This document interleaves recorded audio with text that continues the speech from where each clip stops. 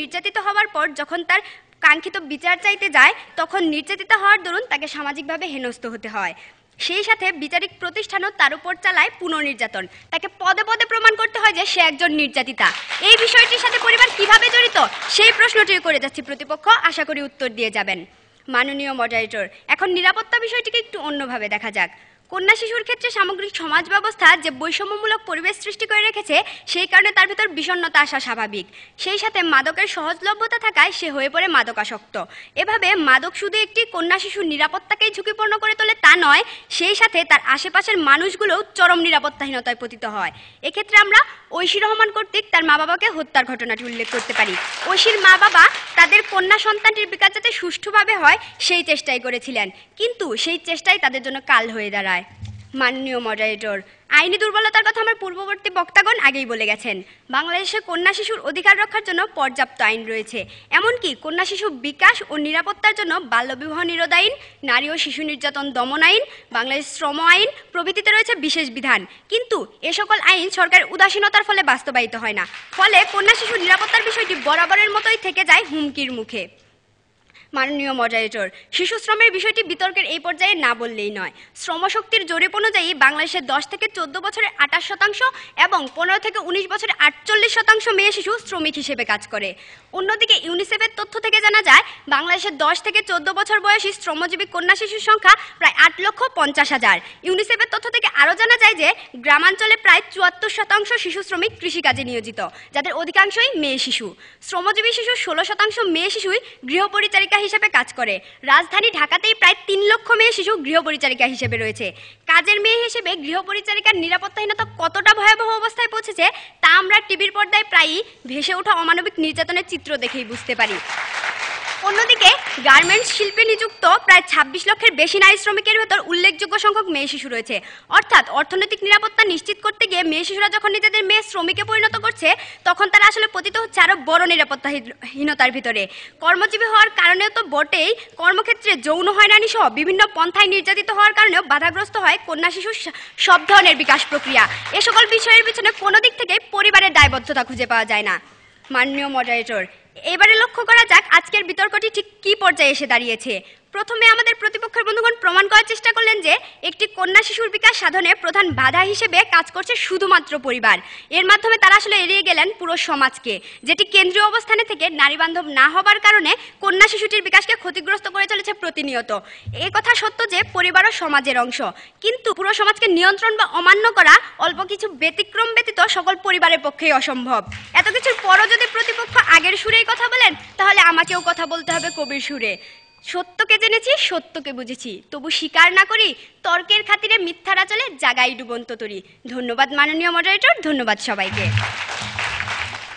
আমরা দেখেছি যে আমাদের দলনেতা তিনি এসে বিপক্ষ দলের বিচার প্রার্থনা করতে গিয়ে মেয়েদের পদে পদে যে হয়রানির কথা বলেছেন, এটা একেবারেই বাস্তব কথা। আপনি দেখুন, আমরা একটা নির্যাতিতা মেয়েকে মেডিকেল টেস্টের নামে যে হয়রানি করা হয়, তাকে থানা থেকে তাকে হাসপাতাল পর্যন্ত নিয়ে আসা, সেফ কাস্টডিতে নেওয়া, এই যে হয়রানিগুলো, এই চিত্র দিয়ে কিন্তু আজকে বিপক্ষ দল প্রমাণ করার চেষ্টা করলো না পরিবার না, রাষ্ট্র এবং সরকারের এবং এই সমাজের অনেক দায়বদ্ধতা রয়েছে। আমি জানি না আমাদের সম্মানিত বিচারকরা নিশ্চয়ই এর বিচার কার্য করছেন এবং তারা জানাবেন। আমরা শুনবো যুক্তিখণ্ডন। এই পর্যায়ে আমি যুক্তিখণ্ডন পর্যায়ে সর্বপ্রথমে আহ্বান করব আমাদের পক্ষ দলের দলনেতা সুরভি আক্তার অধরাকে তার 2 মিনিট বক্তব্য পুনরায় প্রদান করার জন্য। প্রতিপক্ষের অবস্থা দেখে মনে হচ্ছে কন্যা শিশুর বিকাশে পরিবারই প্রধান বাধা।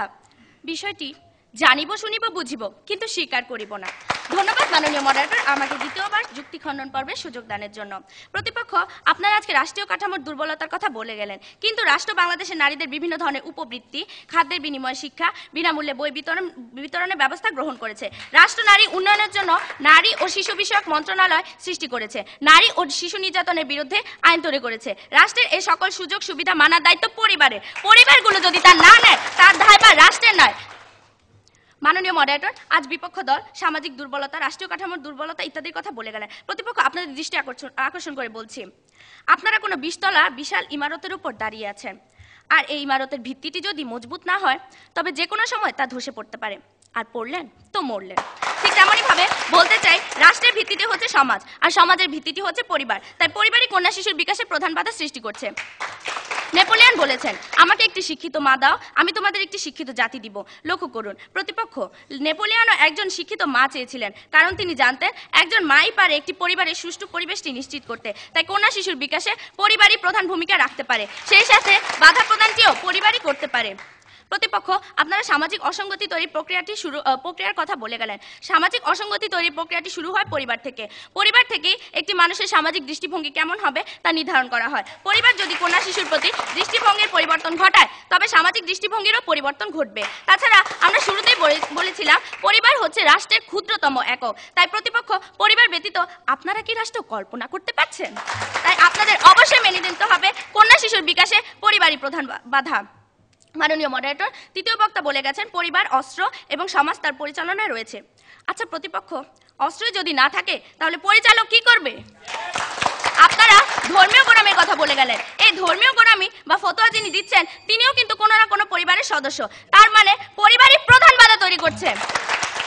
প্রতিপক্ষ, আপনারা ইফটিজিং এর কথা বলে গেলেন, কিন্তু আপনারা এটি বলে যাননি যে ইফটিজিংটি কেন হচ্ছে এবং এর জন্য প্রধান দায়ী কে।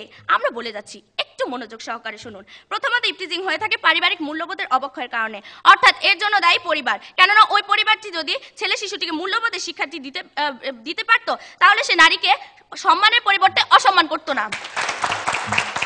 পরিশেষে শুধুই একটি কথাই বলবো, জ্বলছে শিক্ষার আলো, চলছে দেশ। কন্যা শিশুর বিকাশে পারিবারিক সহযোগিতা পেলে এগিয়ে যাবে বাংলাদেশ। ধন্যবাদ মাননীয় মডারেটর, ধন্যবাদ সবাই। বাংলাদেশে এগিয়ে যাবে প্রত্যাশা করেছে আমাদের দলনেতা সুরভি আক্তার অধরা। সে বলেছে পড়লেন আর মরলেন, তাদের প্রতি দৃষ্টি আকর্ষণ করে বলেছে। আমি জানি না তারা কি পড়তে চায় আর মরতে চায় কিনা। আমি সে কারণে আহ্বান করছি আজকের এই প্রতিযোগিতার সর্বশেষ বক্তা অর্থাৎ বিরোধী দলের দলনেতা সুমাইয়া আক্তার লিমাকে যুক্তি খণ্ডন পর্বে তার বক্তব্য প্রদান করার জন্য। প্রতিপক্ষ, আমরা অস্ত্র বলতে বোঝাচ্ছি পরিবার আর পরিচালক বলতে বোঝাচ্ছি সমাজকে। এখানে অস্ত্র যে পরিবার, সেই পরিবারকে নিয়েই গঠিত হয় পরিচালক মানে সমাজ। এখানে পরিবার ব্যতীত যেহেতু সমাজ গঠিত হতে পারে না, তাহলে এখানে আগে আসছে অস্ত্র, তারপরে পরিচালক। তাই অস্ত্র বাদ দিয়ে পরিচালকের কথা ভাবা যাবে না। ধন্যবাদ মাননীয় মডারেটর আমাকে সুযোগ প্রদানের জন্য। মাননীয় মডারেটর, প্রতিপক্ষের বক্তব্য শুনে মনে হচ্ছিল সমাজ কিংবা প্রশাসন নয়, পরিবারই রাষ্ট্রকে পরিচালনা করে।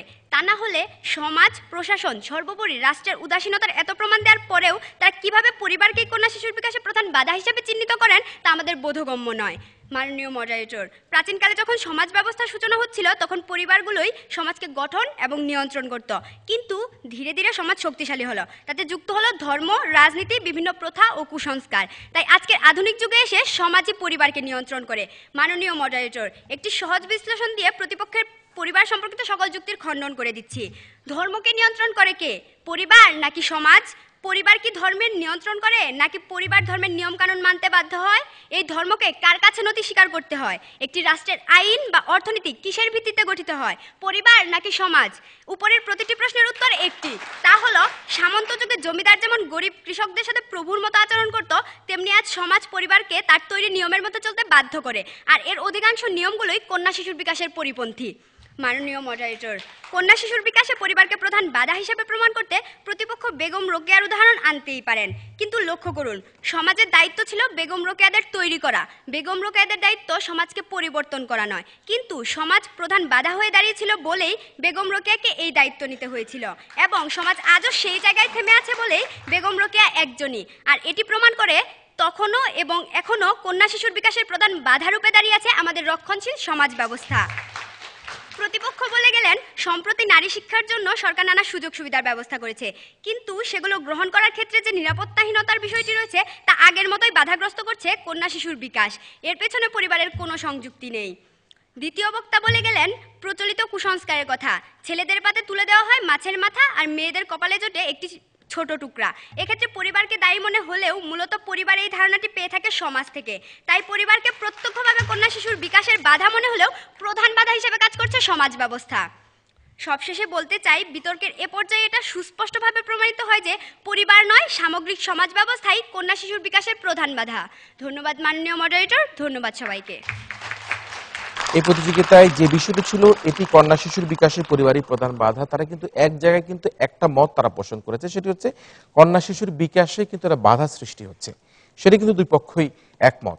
কিন্তু তারা বলছে, এক পক্ষ বলছে যে না, এটা পরিবার বাধা সৃষ্টি করছে, আরেক পক্ষ বলছে পরিবার না, আমাদের রাষ্ট্র, সরকার, সমাজ, নীতি, নিয়ম, কারণ এগুলি কিন্তু নানা কারণের জন্য আমাদের বাধা সৃষ্টি করছে। আমরা যখন পক্ষ দলের বক্তারা বক্তব্য দিতে আসে, তারা বলছে যে মেয়ে শিশুদের বা মেয়েদের সিদ্ধান্ত গ্রহণের ক্ষেত্রে নানা বাধা সৃষ্টি করা হয় এবং এই ধরনের একটা বৈষম্য তারা তৈরি করে থাকে।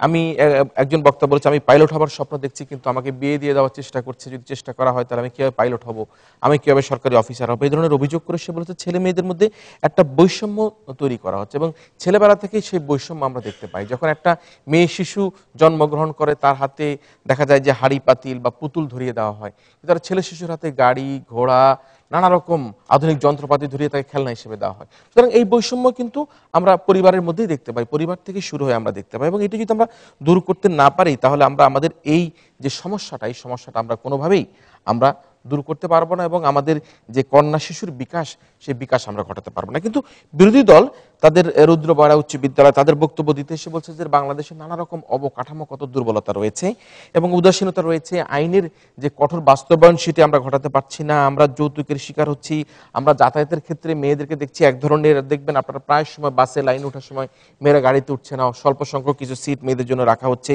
ইপ্রিজিং এর শিকার হচ্ছে, শিক্ষা প্রতিষ্ঠানের আশেপাশে ঘুরঘুর করছে বখাটে ছেলেরা, এই ধরনের নানা অসুবিধার কথা বলে তারা বলেছে না, রাষ্ট্র এবং সরকারকে কিন্তু এর দায়িত্ব গ্রহণ করতে হবে এবং সেটা না হলে কিন্তু আমরা আমাদের মেয়ে শিশুর জন্য যে বিকাশের কথা বলছি সেটা আমরা কোনোভাবেই আমরা দূর করতে পারবো না। শুনছিলাম দুই দলের বক্তব্য, নানা কথা, নানা আলোচনা, সমালোচনা, যুক্তির কথা। মনে হচ্ছে যে এই বুঝি এই সরকার পক্ষ দল ভালো বলে ফেলছে, আবার মনে হচ্ছে না এই মাত্র মনে হয় যে বিপক্ষ দল ভালো বলে ফেলছে। বিচারকরা কিন্তু সেটার জাস্টিফিকেশন আমাদেরকে দিবেন। তবে তার আগে আমাদের সাথে অতিথি আছেন, আমি এবার আহ্বান করব আমাদের প্রিয় সাংবাদিক বন্ধু ফরিদা ইয়াসমিন আপাকে তার বক্তব্য প্রদান করার জন্য। আমরা হয়তো নাগরিক জীবনে অভ্যস্ত, গ্রামের অনেক খোঁজ খবর রাখি না, কিন্তু আমি এখানে বসে ভাবছিলাম যে এই বাচ্চাগুলোকে আমরা যদি মানে প্রপারলি, আমরা যদি যথাযথভাবে তাদের নার্সিং করতে পারি, তারা কিন্তু একদিন এ দেশের মুখ উজ্জ্বল করবে। এখানে প্রত্যেকেই যারা পক্ষে বলেছে কন্যা শিশুর বিকাশে পরিবারই প্রধান বাধা, তখন আমি শুনছিলাম আর ভাবছিলাম সত্যি পরিবারই বোধহয় প্রধান বাধা।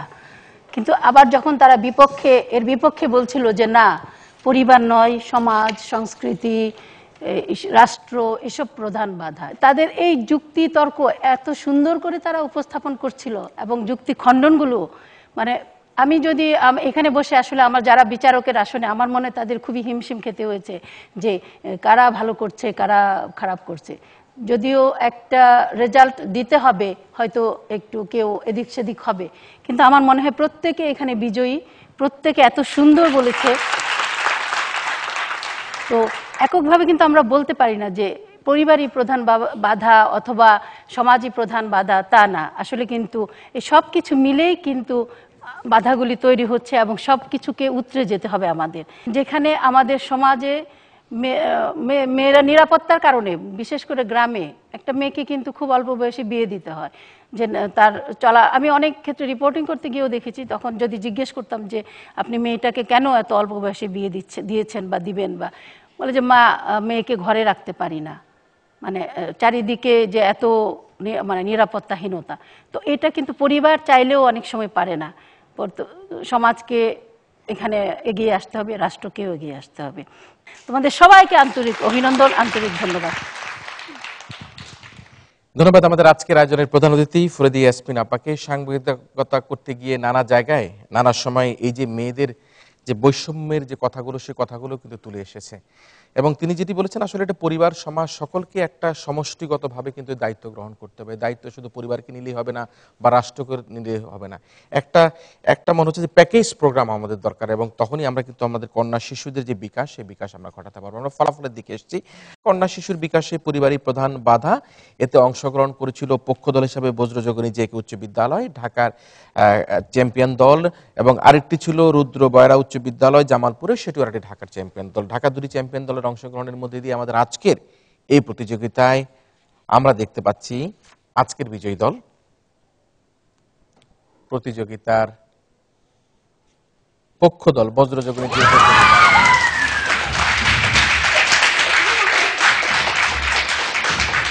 অভিনন্দন জানাই প্রতিযোগিতার পক্ষ দল বজ্রযোগিনী যে উচ্চ বিদ্যালয় মুন্সিগঞ্জের বক্তাদেরকে। তবে আরো বেশি অভিনন্দিত করি আজকের এই প্রতিযোগিতায় যারা বিপক্ষ দল রুদ্র বয়রা উচ্চ বিদ্যালয় অনেকগুলি কম্পিটিশনে অংশগ্রহণ করে তারাও এখানে এসছে, তাদেরকেও আমরা অভিনন্দিত করি আজকের এই প্রতিযোগিতায় চমৎকারভাবে নানা তথ্য দিয়ে আমাদের আয়োজনকে সমৃদ্ধ করার জন্য। আমরা জোরে আমাদের রুদ্র বয়রা উচ্চ বিদ্যালয়ের জন্য তালি দিয়ে দেওয়ার জন্য। এই প্রতিযোগিতার শ্রেষ্ঠ বক্তা হবার গৌরব অর্জন করেছে বিজয়ী দল বজ্রযোগিনী যে উচ্চ বিদ্যালয়ের দলনেতা সুরভি আক্তার অধরা।